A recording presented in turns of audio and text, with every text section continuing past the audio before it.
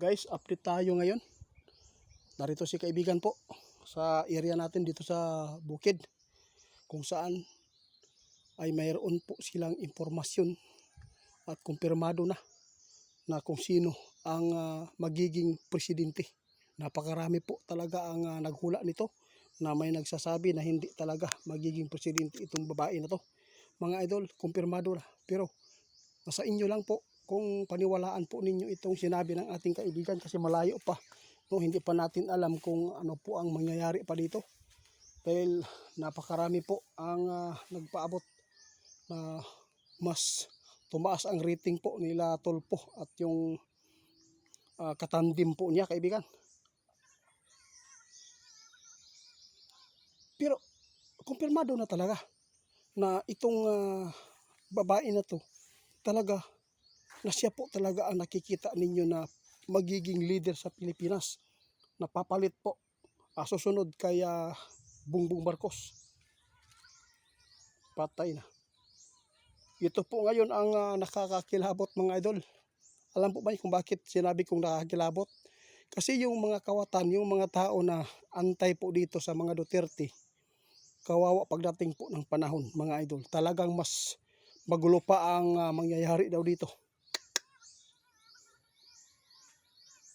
Naku, hindi ko na lang babanggitin to, mga kaibigan. Hindi ko na lang babanggitin ito. Baka po ano pang masabi ng iba, no? Mga idol, kung sino man po yung mga anti-Duterte dito at may kumpirma na, no? Kumpirmado na ni kaibigan natin na si Sara Duterte talaga ang makaupo.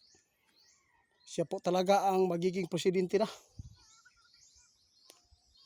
Kahit pa ano pang sasabihin po, kahit ano pang ibabato po nyo sa amin, talagang nakita po ng ating kaibigan.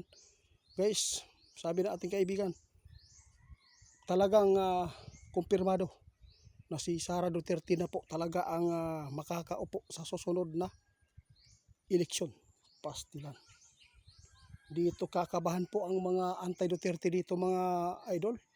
Pasensya na po, mga idol, kasi nakita na po natin, no, kahit ano pang gagawin po paninira, talagang hindi talaga maipagkaila na ang mga Duterte talaga hanggang sa apu-apuhan nila, mga idol, talagang hindi sila mawawala sa rank na pinaka number 1, sa pinakamalakas na pinakasikat na mga politiko.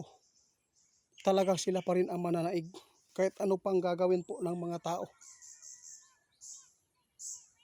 Salamat kaibigan sa lahat po ng mga BBM supporters.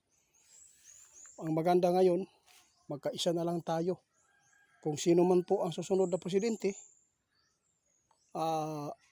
suportahan na lang natin, tulad po sa pagsuporta ng iba ng mga loyalist ng mga Duterte na sumusuporta pa rin kaya Bongbong. Dito po matatakot ang mga kawatan dito, mga idol.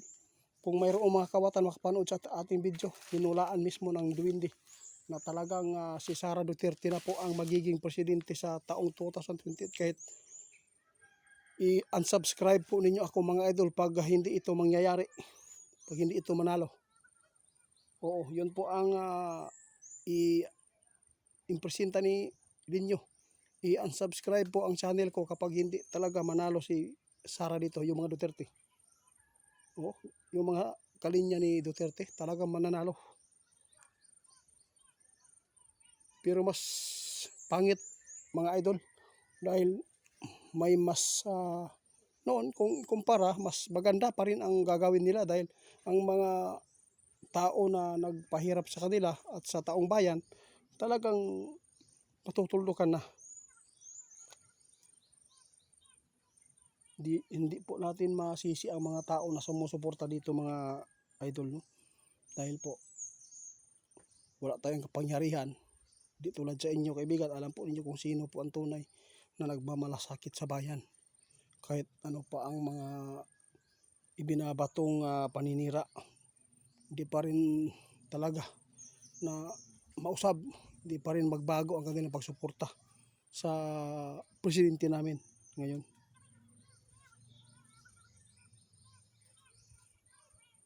Tama ka. Guys, yun lang po, mga idol, ha. Si kaibigan mismo ang naghatid ngayon.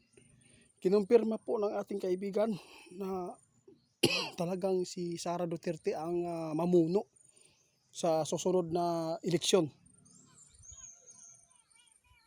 Kahit si hinulaan na ng ating kaibigan mga idol na magiging presidente. Tandaan po ninyo, ang mga Duterte pa rin ang pinakataas na mga politiko na pinakasikat sa buong Pilipinas mga idol. Sila talaga ang nakatadhana mga idol. Tandaan ninyo itong sabi ng ating kaibigan. Kung hindi daw manalo si Sara Duterte sa 2028, is-unsubscribe po ninyo yung channel ko mga idol. Talagang kinumpirma po talaga ng ating kaibigan. Salamat. Sige guys, paki-report ni Ghost Under 88 Fans yung isang account po niya 2.0. Ghost Under 88 Fans 2.0. Baka mayroon pang ma-scam niya. At yung isang Facebook niya, yung road to 500,000 ay nawala na. No videos na. Dahil salamat sa mga nag-report sa inyo. Salamat po. Ingat lang po tayo mga idol. Respetuhin na lang po natin ang ipinapaabot ng ating kaibigan kasi siya po ang may kakayahan na makakita sa pangyayari sa hinaharap.